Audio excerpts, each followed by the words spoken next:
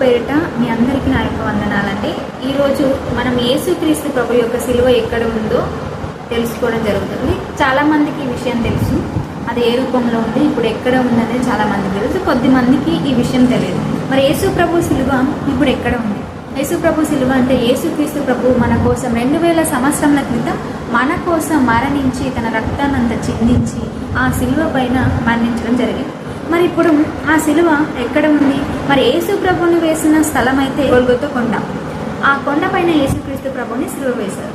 మరి సిలువ వేసిన తర్వాత యేసుక్రీస్తు ప్రభు మరణించిన తర్వాత ఆయన శరీరాన్ని అక్కడి నుంచి తీస్తారు. మరి తీసిన తర్వాత కూడా ఆ సిలువ అక్కడనే ఉంది. అలాగే ఆయన సిలువనే కాకుండా ఆయనతో పాటు 2 దొంగలను కూడా కుడివైపున ఎడమ వైపున సిలువ వేస్తారు. ఆ 2 దొంగల సిలువలు కూడా అక్కడనే ఉన్నాయి. తర్వాత ఆ సిలువల్ని అక్కడనే పూడ్చిపెడతారు. అయితే ఇప్పుడు ప్రస్తుతం ఆ సిలువ ఇప్పుడు ఎక్కడ ఉంది? అసలు ఉందా లేదా? క్రీస్తు శకం 312లో దాదాపు యేసుక్రీస్తు ప్రభు సిలువ వేయబడిన 300 సంవత్సరముల తర్వాత కాన్స్టాంటైన్ ద గ్రేట్ తను రోమన్ సామ్రాజ్య సింహాసనం కోసం మాక్సెంటియస్తో యుద్ధంలో ఉండగా క్రైస్తవుల దేవుడైన యేసుక్రీస్తు ప్రభుని ప్రార్థించడం జరుగుతుంది తనకు సహాయం చేయమని. అయితే అప్పుడు అతనికి ఆకాశంలో ఒక చిహ్నం కనిపిస్తుంది. ఈ చిహ్నం ద్వారా, ఈ గుర్తు ద్వారా మీరు జయిస్తారు అని తనకు ఆకాశంలో సిలువ గుర్తు అనేది కనిపిస్తుంది ప్రకాశవంతంగా. తర్వాత అతను అక్టోబర్ 28, 312వ సంవత్సరం తను విజయాన్ని సాధిస్తాడు. ఇందులో యుద్ధంలో తను విజయాన్ని సాధిస్తాడు. ఇది మిల్వియన్ వంతెన దగ్గర తన యుద్ధంలో గెలుస్తాడు. తన యుద్ధంలో గెలిచినందుకు గాను యేసుక్రీస్తు ప్రభుని తను విశ్వసిస్తాడు. తన రక్షకునిగా అంగీకరించి తన క్రైస్తవుడిగా మారిపోతాడు.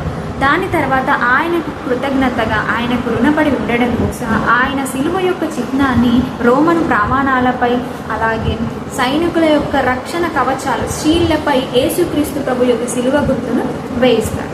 తర్వాత తన తల్లిగారైన హెలీనా, కాన్స్టాంటైన్ తల్లిగారైన హెలీనా గారిని యెరూషలేంకి పంపించి ఇక్కడ ఉండి సిలువ దాని గురించి తెలుసుకోవడం కోసం హెలీనా గారిని యెరూషలేంకి పంపించినప్పుడు హెలీనా గారు చరిత్ర ఆధారంతో అలాగే దేవుని సహాయం యేసుక్రీస్తు ప్రభువును వేసిన సిలువ దగ్గరికి తను చేరుకుంటుంది. ఆ ప్రదేశంలోకి చేరుకున్న తర్వాత అక్కడ కొన్ని తవ్వకాలు చేసిన తర్వాత అక్కడ 3 సిలువలని వాళ్ళు గమనిస్తారు. మరి ఇక్కడ ప్రశ్న ఏంటంటే 3 సిలువలలో యేసుక్రీస్తు ప్రభు యొక్క సిలువ ఏది? యేసుక్రీస్తు ప్రభు యొక్క సిలువ గురించి, ఆయన గురించి, యేసుక్రీస్తు గురించి, ఆయన సూచక క్రియల గురించి, ఆయన శక్తి గురించి హెలీనా గారు విన్నారు. సో ఆయన శక్తిని బట్టి ఆ ఒక్కొక్క సిలువను, మరణకరమైన రోగంతో బాధపడుతున్న వారి మీద ఒక్కొక్క సిలువను ఉంచినప్పుడు ఎప్పుడైతే యేసుక్రీస్తు ప్రభు యొక్క సిలువ ఆ వ్యాధి ఉన్న శరీరాన్ని తాకినప్పుడు, ఆ వ్యక్తిని తాకినప్పుడు అతను వెంటనే స్వస్థపరచబడ్డాడు. సో అందులో యేసుక్రీస్తు ప్రభు యొక్క సిలువ ఏది అన్నది వారు కనుగొన్నారు.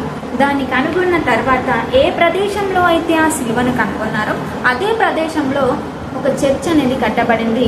దాని పేరే ద చర్చ్ ఆఫ్ హోలీ సెపల్చర్. క్రీస్తు శకం 335 సెప్టెంబర్ 14వ తారీఖున కాన్స్టాంటైన్ ఏం చేస్తాడంటే తనకు దొరికినటువంటి ఆ సిలువను, యేసుక్రీస్తు యొక్క సిలువను ఆ చర్చికి, ద చర్చ్ ఆఫ్ హోలీ సెపల్చర్లో అంకితం చేస్తాడు. అందులో ప్రతిష్ఠించడం జరుగుతుంది. సో అనేకులు క్రైస్తవులు ఆ రోజున ఎంతో దేవుని ఆరాధించి ఆనందించారు. కాబట్టి దాన్ని the feast of holy cross అని జరుపుకుంటారు. క్రీస్తు శకం 614లో పర్షియన్ రాజైన చోస్రోస్ II యెరూషలేం మీద దండెత్తి దాన్ని నాశనం చేసేసి అక్కడ తన విజయానికి గుర్తుగా యేసుక్రీస్తు ప్రభువును సిలువ వేసిన ఆ సిలువను ఉంచిన ఆ ప్రదేశం నుంచి, ఆ చర్చిలో నుంచి ఆ సిలువను తీసుకొని తన రాజ్యానికి అతను వెళ్ళిపోతాడు. క్రీస్తు శకం 629లో కాన్స్టాంటినోపుల్ చక్రవర్తి అయిన హెరాక్లియస్ పర్షియాలోకి ప్రవేశించి యేసుక్రీస్తు ప్రభు యొక్క సిలువను గౌరవప్రదంగా చెప్పులు విప్పి ఆ సిలువని తీసుకొని వచ్చి యెరూషలేంలో ఉన్న ద చర్చ్ ఆఫ్ హోలీ సెపల్చర్లో దాన్ని ప్రతిష్ఠించడం జరిగింది. ఏ రోజునైతే మొదట యేసుక్రీస్తు ప్రభు యొక్క సిలువను అక్కడ ప్రతిష్ఠించారో అదే సెప్టెంబర్ 14న మరలా యేసుక్రీస్తు ప్రభు యొక్క సిలువను ఆ చర్చిలో ప్రతిష్ఠించడం జరిగింది. సో అందరూ ఆ రోజు విందు చేసుకోవడం జరిగింది. ఇక 7వ శతాబ్దంలో పోప్స్ సెర్గియస్ I తను యేసుక్రీస్తు ప్రభు యొక్క సిలువలో కొంత భాగాన్ని రోమ్కి తీసుకుని వచ్చారు. క్రీస్తు శకం 1009లో ఫాతిమిడ్ ఖలీఫ్ అల్ హకీమ్ బి అమరల్లా యెరూషలేంలోని హోలీ సెపల్చర్ చర్చిని నాశనం చేయాలని ఆదేశించారు.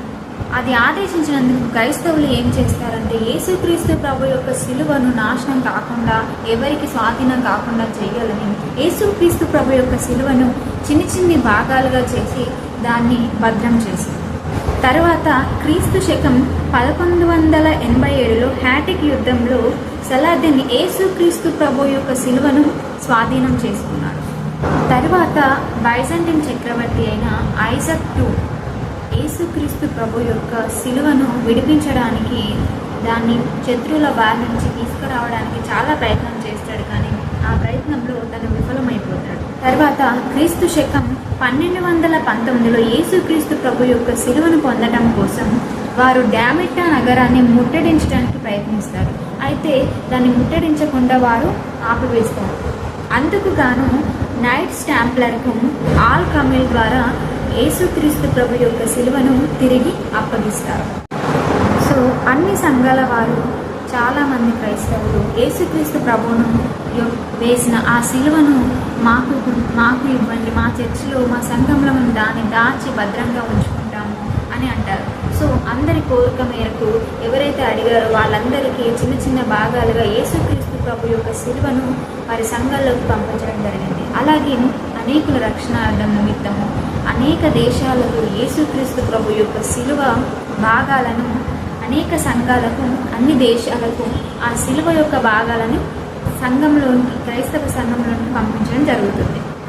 అయితే మన క్రైస్తవ పండితులు ఏమంటారంటే యేసుక్రీస్తు రక్తంతో తడిసిన ఆ సిలువ భాగాలు అనేక దేశాల రక్షణ కొరకు అవి పంపించడం జరిగింది అని అంటూ ఉంటారు. అయితే మన భారతదేశంలో కూడా చెన్నైలోని లిటిల్ మౌంట్లో రోమన్ క్యాథలిక్ చర్చ్లో యేసుక్రీస్తు ప్రభు యొక్క సిలువ యొక్క రిలిక్ ఉంది అని అంటూ ఉంటారు. యేసుక్రీస్తు ప్రభు యొక్క సిలువలోని పెద్ద భాగం రోమ్లోని Jerusalem basilica church of the Santa క్రాస్లో ఉంది. కొంత భాగం అథోస్ పర్వతం మీద ఉన్న గౌట్లో మాసియా అనే ప్రాంతంలో, మరికొంత భాగం ప్యారిస్లో. అలా యేసుక్రీస్తు ప్రభువుకు వేసిన ఆ సిలువ నిజ రూపం, పూర్తి రూపం ఇప్పుడు లేదు. చిన్ని భాగాలుగా అనేక దేశాలలో, అనేక సంఘాలలో ఇప్పుడు ఉంది. కానీ యేసు ప్రభువుకి వేసిన ఆ సిలువ యొక్క భాగాలు ఇప్పటికీ ప్రపంచవ్యాప్తంగా ఉన్నాయి. అయితే ఒకటి గమనించండి, యేసుక్రీస్తు ప్రభు యొక్క సిలువ మనల్ని రక్షించదు.